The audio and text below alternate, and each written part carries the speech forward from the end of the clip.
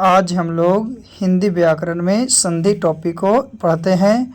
तो संधि की परिभाषा सबसे पहले, संधि का शाब्दिक अर्थ मेल या जोड़ होता है। संधि का मतलब ही होता है मेल यानी मिलाना या जोड़ना। अतः दो निकटवर्ती वर्णों के संयोग से जो दो निकटवर्ती है, नज़दीक के वर्ण है, उसके संयोग से जो विकार उत्पन्न होता है, जो परिवर्तन आता है, उसी को संधि कहा जाता है। यानी संधि कहने का मतलब है कि दो वर्णों का मेल, दो वर्णों का संयोग जो है और उसके बाद जो विकार उत्पन्न हो उसी को संधि कहते हैं। जैसे हिम जोड़ आलय तो हिमालय, क्या इसमें आ और आ जुटा तो दो वर्ण जुटा तो हिमालय हो गया। उसी तरह से मही जोड़ इंद्र तो महेंद्र हो गया। तो ये संधि का उदाहरण है। यानी एक हिमालय हो गया हिम जोड़ आलय, एक मही जोड़ इंद्र हो गया महेंद्र हो गया। तो आगे हम लोग देखते हैं संधि के प्रकार के बारे में कि संधि के कितने प्रकार हैं।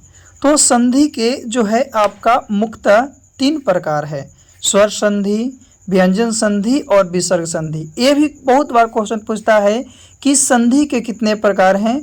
तो चाहे हिंदी रहे या संस्कृत रहे, दोनों में संधि के 3 ही प्रकार होते हैं, एक स्वर संधि, एक व्यंजन संधि और एक विसर्ग संधि।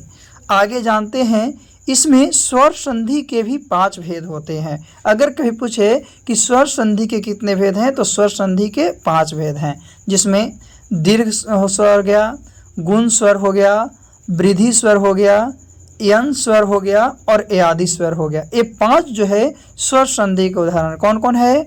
तो दीर्घ संधि है, गुण संधि है, वृद्धि संधि है, यन संधि है और अयादि संधि है। तो अगर हमसे पूछे कि संधि के कितने भेद हैं तो संधि के 3 भेद हैं, लेकिन वही स्वर संधि के 5 भेद। चलिए स्वर संधि के बारे में सबसे पहले जानते हैं।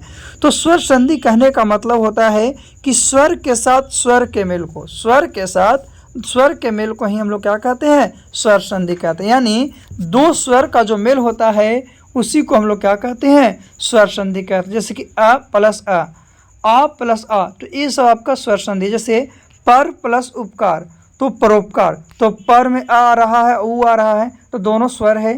पुस्तक प्लस आलय तो पुस्तकालय हो गया। फिर है सूर्य प्लस अर्थ तो सूर्यास्त हो गया।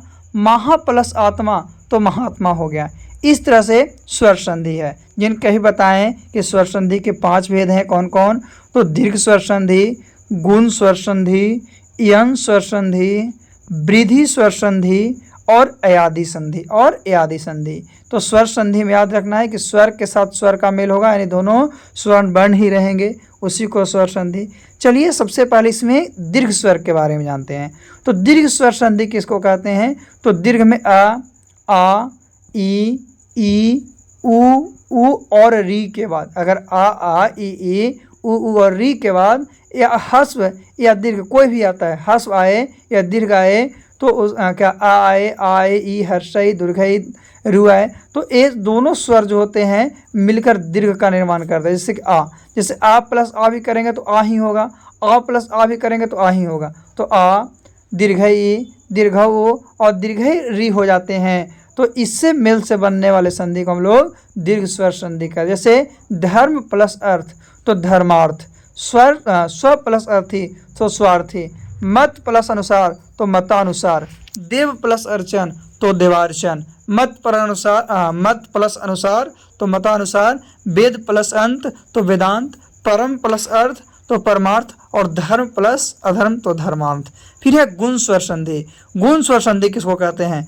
तो जब संधि करते समय आ या आ के बाद आ है या आ है, उसके बाद हर्षय ई या दुर्घय ई आता है तो दोनों मिलकर ए हो जाते हैं। वही आ या आ के बाद उ या तो दीर्घ उ आता है तो ये दोनों मिलकर ओ हो जाते हैं।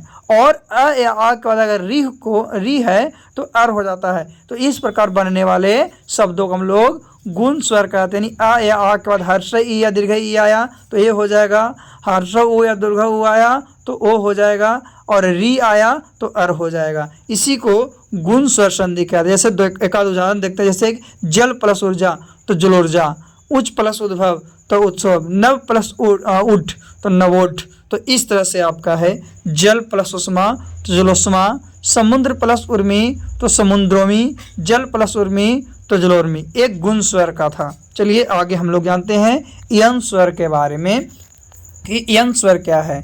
तो जब हर्ष ए, दुर्घा ए, हर्ष ओ, दुर्घा ओ, री के आगे कोई अलग स्वर आता है, भिन्न स्वर आता है, और जैसे ही भिन्न स्वर आता है तो या, व, रा और ला में परिवर्तित हो जाता है। तो इस प्रकार के परिवर्तन को हम लोग यन संधि कहते हैं। जैसे कि उ है और हर्ष उ है, उसमें ए आया तो इसका व हो जाएगा। हर्ष ई है, व आ गया तो या हो जाएगा। ई है मतलब हर्ष ई है और आ है तो या हो जाएगा। हर्ष उ है और ई है, हर्ष ई तो बी हो जाएगा। हर्ष ई और प्लस आ है तो या हो जाएगा। हर्ष ई प्लस ए है तो ए हो जाएगा, और ई प्लस आ है तो या हो जाएगा। तो जब ए सब बदलेगा इसी को यन स्वर कहेंगे। यानी कि आ, हर्ष ए, दीर्घ ई, उ, दुर्घ ओ, री, ये सब है ना, इसके आगे कोई अलग स्वर यानी कि इससे हट के आ गया तो सब यन स्वर संधि है। आगे हम लोग वृद्धि स्वर संधि की बात करते हैं। तो जब संधि करते समय आ या आ के साथ, किसके साथ, आ या आ के साथ ए ओ हो तो ए बन जाता है। आ या आ है उसके साथ ए और ए है तो ए बन जाता है, और आ या आ के साथ ओ और औ आता है तो और बन जाता है। इसी को वृद्धि संधि कहते हैं। यानी आ या आ का मेल ए या ए के होने पर ए रूप में परिवर्तित होना, और आ या आ का मेल ओ और ओ से होने पर ओ हो जाना, उसी को हम लोग वृद्धि स्वर संधि कहते हैं। जैसे आ प्लस ए जुटेगा तो ए हो जाएगा, आ प्लस ए भी जुटेगा तो भी ए हो जाएगा, आ प्लस ओ जुटेगा तो भी ओ होगा, या आ प्लस ओ जुटेगा तो भी आपका ओ होगा। तो इस प्रकार के संधि को हम लोग क्या कहते हैं, तो वृद्धि स्वर संधि कहते हैं। यानी आ या आ के बाद ए रहता है तो ए होता है, और वही ओ या ओ रहता है तो ओ बनता है, ये वृद्धि संधि। चलिए वृद्धि संधि के साथ हम लोग अयादि संधि की बात करते हैं।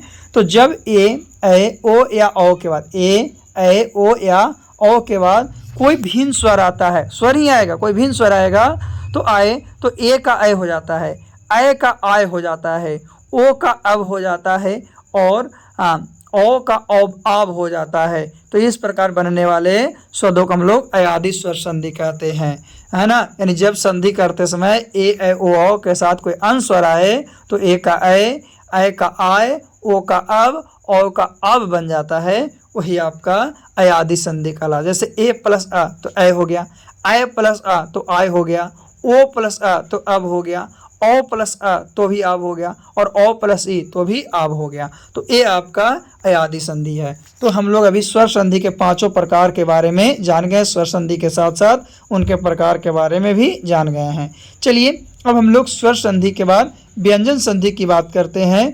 तो व्यंजन संधि जब किसी व्यंजन का मेल किसी स्वर या व्यंजन के साथ होता है, यानी कि स्वर या व्यंजन के साथ जब किसी कोई व्यंजन का मेल होगा तो उसमें जो परिवर्तन आएगा उसी को व्यंजन संधि कहेंगे। यानी कि स्वर के साथ व्यंजन के मेल को, यानी स्वर के साथ स्वर या व्यंजन के मेल को व्यंजन संधि कहते हैं। जैसे दिक जोड़ गज तो दिग्गज, वाक जोड़ इस तो वागिस, अत जोड़ अंत तो अजंत, फिर षष्ठ जोड़ आनंद तो सटानंस, अप जोड़ जल तो अपज। तो इस तरह से आपका व्यंजन संधि है। तो याद रखना है व्यंजन संधि के बारे में कि व्यंजन संधि उसी को कहते हैं जो क्या है कि आपका यानी कि स्वर के साथ व्यंजन या तो क्या रहेगा, स्वर खुद रहेगा, यानी सॉरी व्यंजन के साथ चाहे तो स्वर रहेगा या तो व्यंजन रहेगा, तब आपका व्यंजन संधि होगा। जैसा कि आपको एग्जाम्पल में दिखाया दिक, तो क में भी आपका आ रहा है आपका क्या है आ, और उसमें ग, तो इसमें दोनों का अलग है, एक में आपका स्वर संधि है तो एक में क्या व्यंजन है। तो इस तरह से आपका व्यंजन संधि का निर्माण हुआ। चलिए अब हम लोग लास्ट विसर्ग संधि की बात करते हैं। तो विसर्ग का स्वर या व्यंजन के साथ मेल होना, विसर्ग का स्वर या व्यंजन के साथ मेल होना ही जो है आपका विसर्ग संधि कहलाता है, उसे ही विसर्ग संधि कहते हैं। जैसे धनु जोड़ कार तो धनुष्कार, निस जोड़ चल तो निश्चल, निह जोड़ तार तो निस्तार, दुह जोड़ शासन तो दुशासन, निह जोड़ संदेश तो निसंदेश। तो ये आपका विसर्ग संधि है। तो आज हम लोग इस टॉपिक के माध्यम से संधि के बारे में सीखे हैं। आप लोग बढ़िया से पढ़ लीजिएगा, पढ़ने के बाद फिर से एक बार याद कर लीजिएगा ताकि आपको एग्जाम में कोई दिक्कत नहीं हो, क्योंकि संधि से आपका 3 से 4 क्वेश्चन आपको 10th और 12th में कंफर्म पूछा जाता है। तो आज का टॉपिक था संधि, जिसमें स्वर संधि, व्यंजन संधि और विसर्ग संधि के बारे में जाने, साथ ही साथ स्वर संधि के 5 प्रकार के बारे में भी हम लोग जान चुके हैं। तो आज के लिए इतना ही है, फिर से हम लोग कोई अगले वीडियो के साथ पुनः मिलेंगे।